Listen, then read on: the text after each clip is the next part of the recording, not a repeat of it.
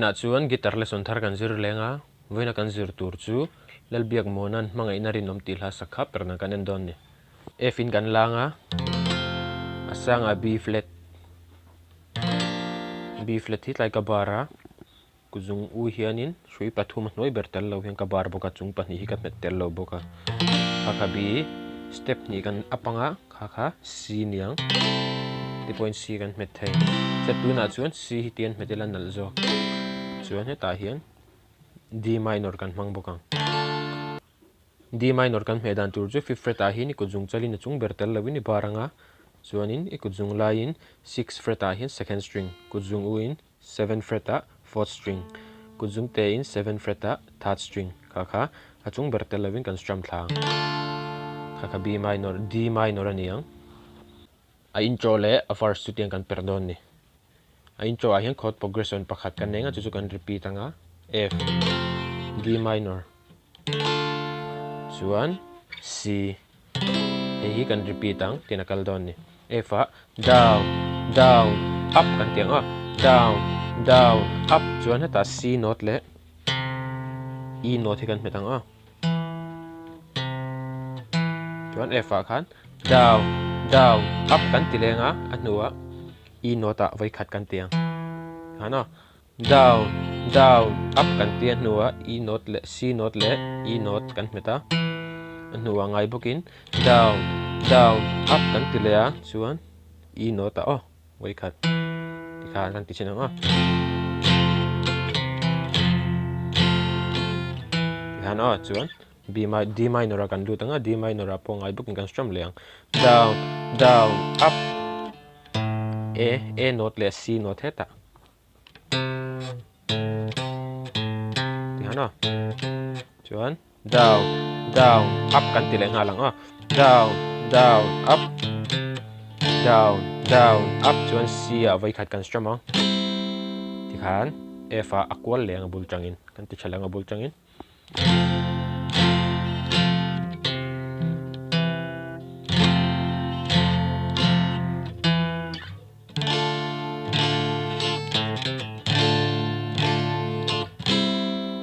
kan a speed pa ngai no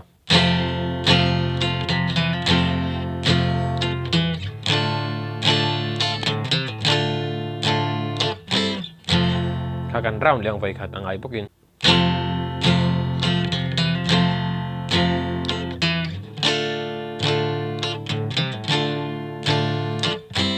chuan a topa khan B flat a kan lutang a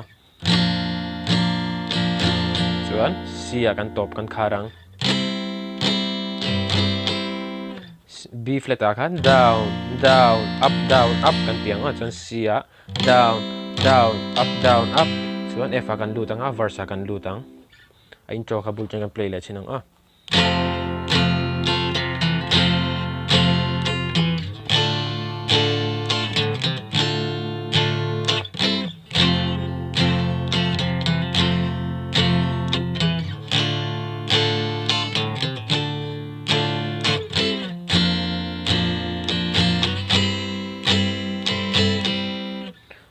chuan a verse kan lut chiang ti khan a verse a hian chord progression hi pahnih kan nei nga chungte chu masa chuan F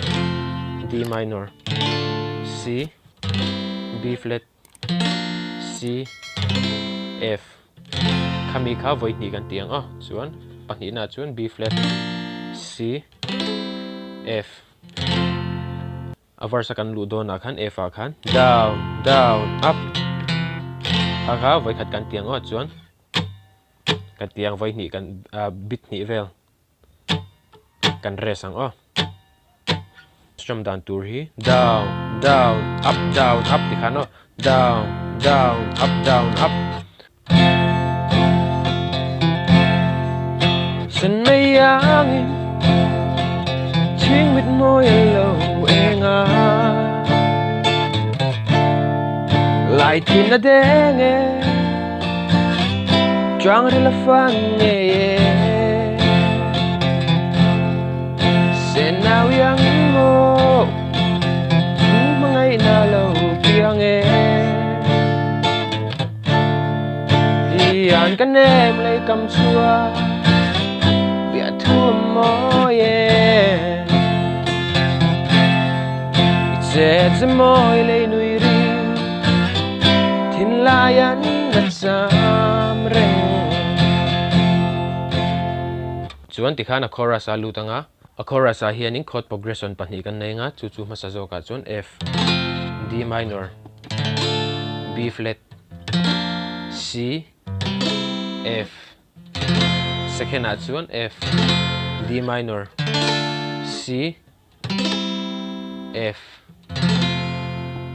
chuan a chorus a first progression chu tin a kalang chuan a chorus pum pui kan strum dan tur hi down down up tikha no down down up chuan a chorus a first progression chu tin a kal don ni chom kai lo min sit lova ka chak lo na shai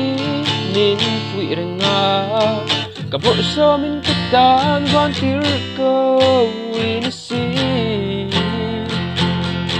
second progression alut leng halanga she le lungaihna katwarin min lo thamwan chi Hmangaihna Rinawm kan mai si akan down in voice ni kan tiang chuan F a kan lut anga ta khanin a intro ha kan play lenga chuan a second verse kan lut thei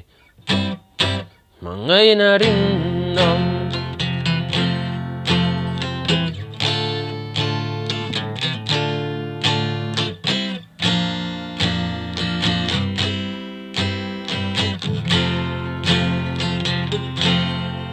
second verse akan lutang second verse ka satuan lenga chuan a bridge kan soi le don ne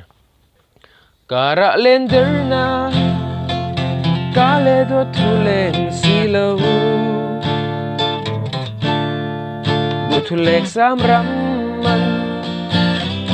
ichen heklo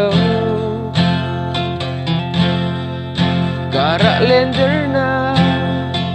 an kale do thuleng silo an kan em lấy cầm chua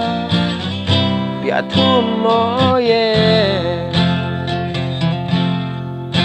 che dâm môi lấy nuôi ri bịa thum môi chọn cái lâu min xịt lâu va cái chắc lâu nó shai min phui renga ka bo so min ka tan van tir ko in si she le lungaihna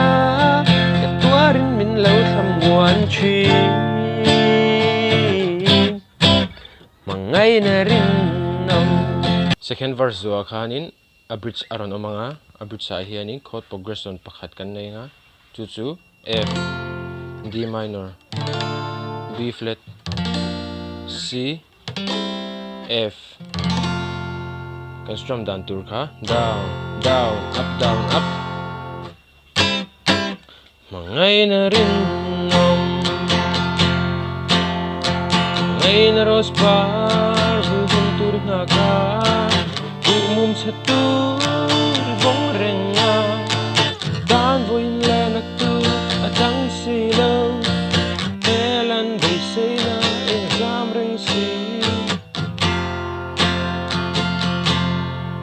yan kan em lấy cầm chuak ta khan a versa atlar top pahnih kha kan saliang khami a bridge kan sak zo khan elan beisei na eng zam reng si yan kan em lấy cầm chuak bịa thu moye che moy lấy nuôi ri thiên layan nát sam reng chuan kha MIZO khanin a bridge kan chord progression ngai tho kha kan kual leang tiana kal le don ni Hmangaihna in shuyang min phuara chang tang reng kala beng thailo Hmangaihna lui luang kam dele ta chuan himin kan leng du thri ngai bokin yan kan em le kam chua bia thu moye che môi lấy nuôi ri thiên layan at sam reng chuan kha MIZO kha na chorus a lu ni mai ole khati jong kha tum tuma guitar lesson kan zir thei chu ni se heka video i chhai tia hlawkpui nei lo nei ni chuan khongai min lo like in min lo subscribe ve don nia guitar lesson le peka kan in hulai cheu don nia